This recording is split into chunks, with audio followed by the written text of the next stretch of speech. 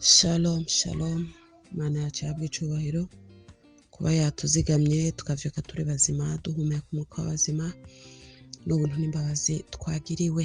Uyu munsi ni umunsi wa kabiri, ni umunsi twibukanya kwibanga ryo kwabirana nk'uko rere yacu imeze.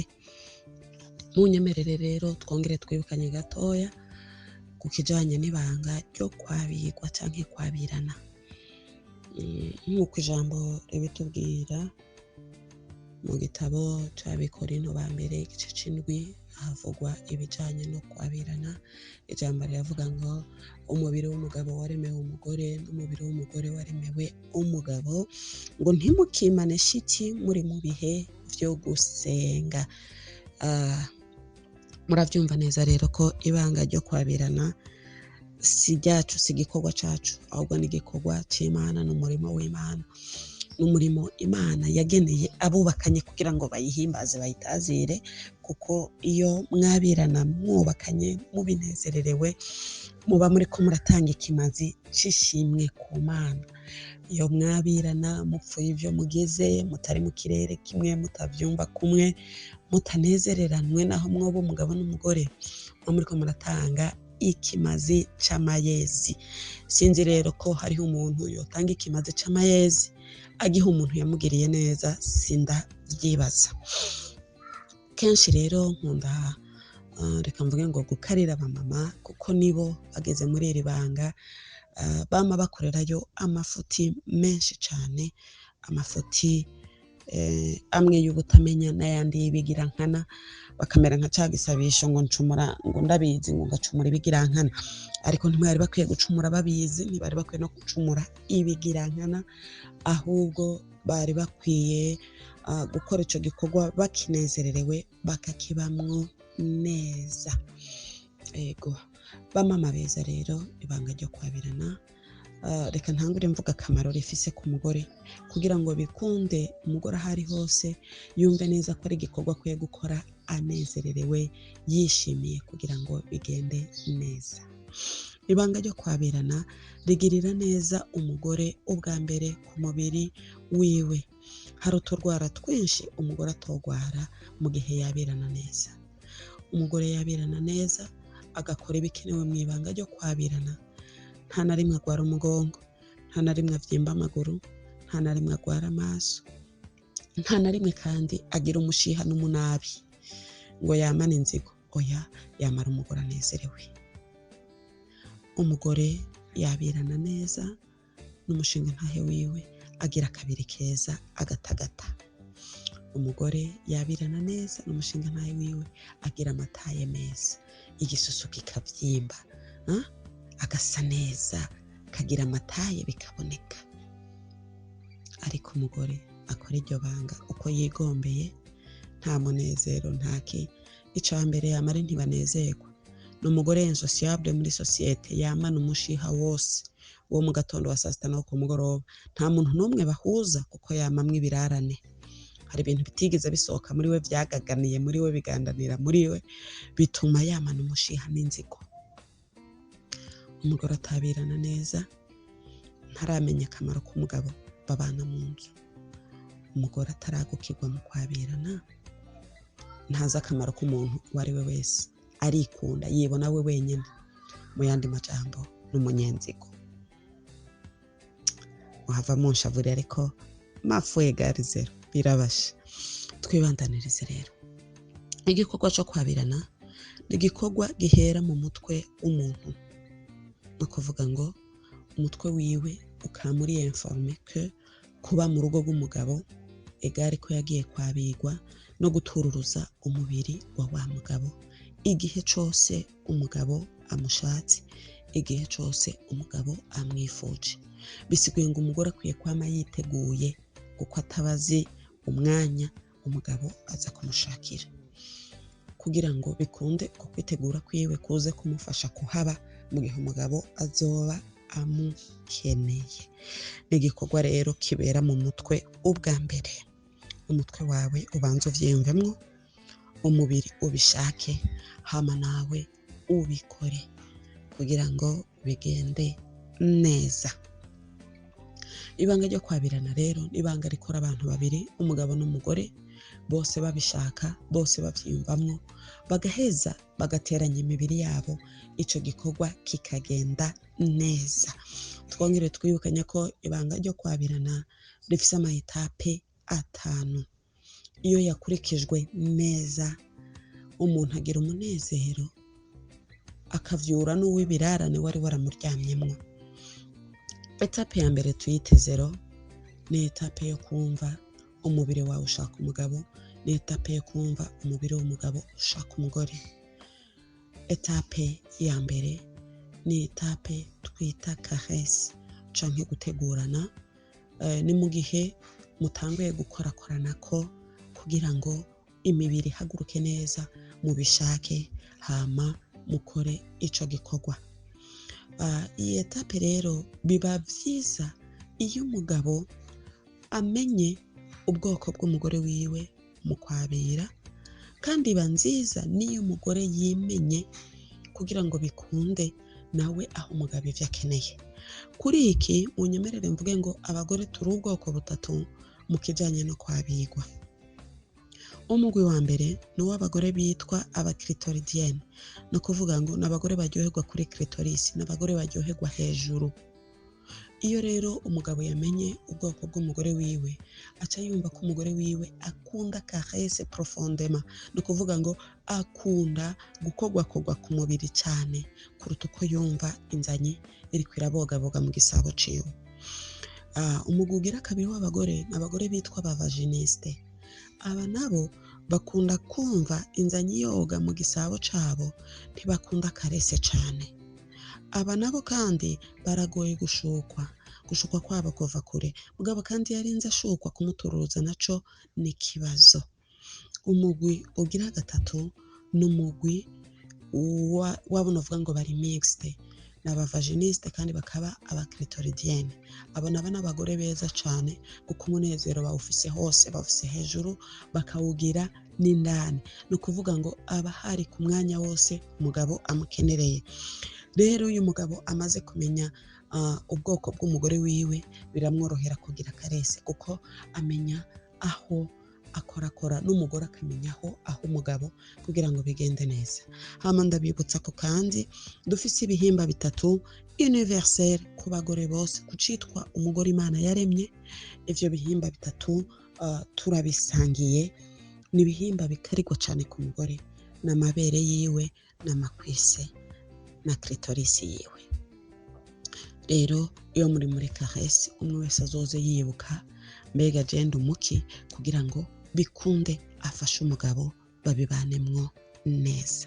Twari tukiri kuri caresse, tuje kuri etape ya kabiri yitwa rugongo kuri bamwe, abandi bakayita guswera ku bandi, umwe wese n'ivyo atahura.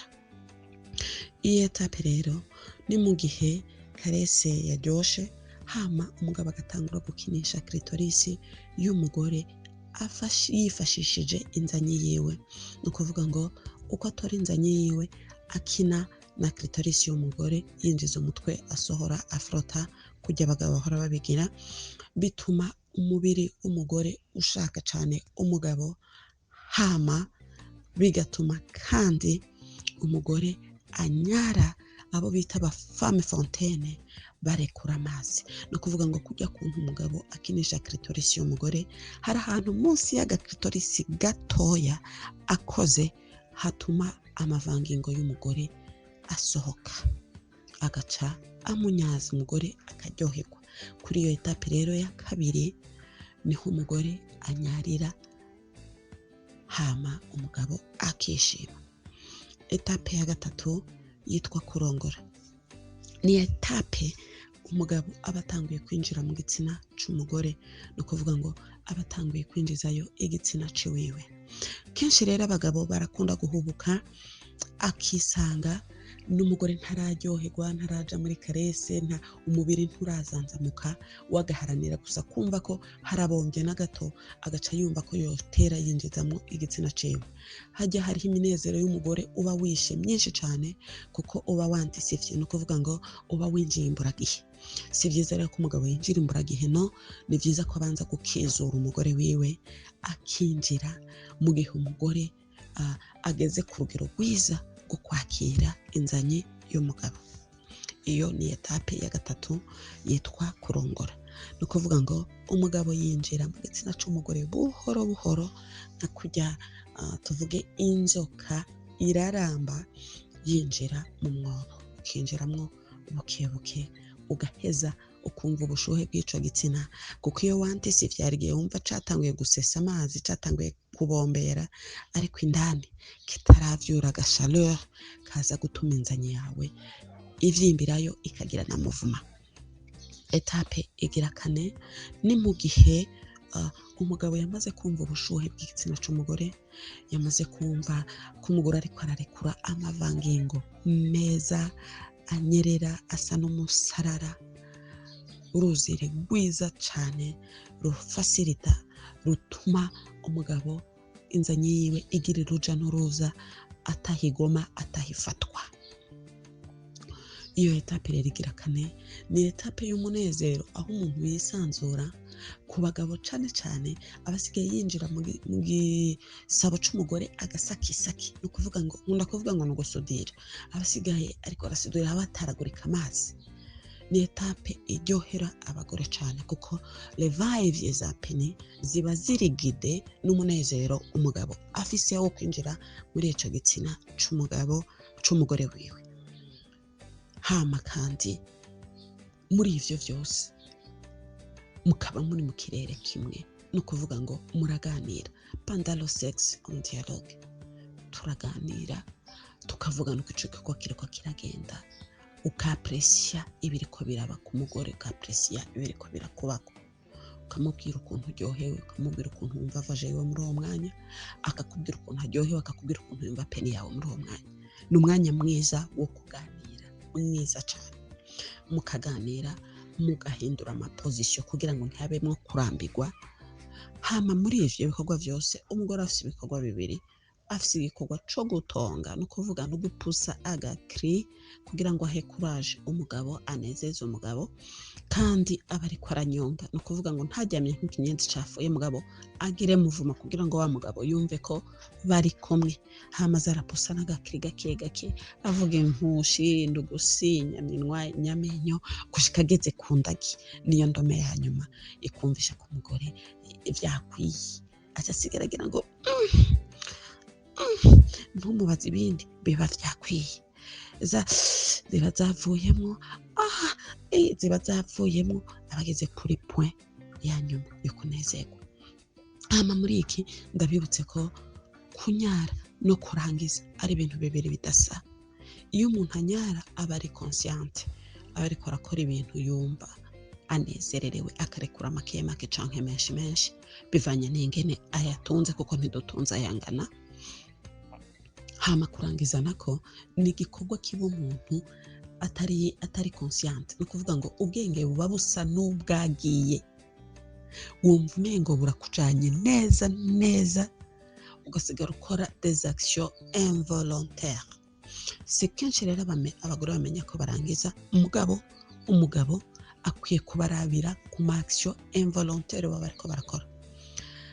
Hariho abaca bamera nk'ibiragi bakinumira kuko vyamurenze, hariho abajyana amenyo, hari abajyana inzara, hari bapusa cri iri fort, umva umwe wese bivana nuko yanezerewe, hama agaca manifesta des actions involontaires.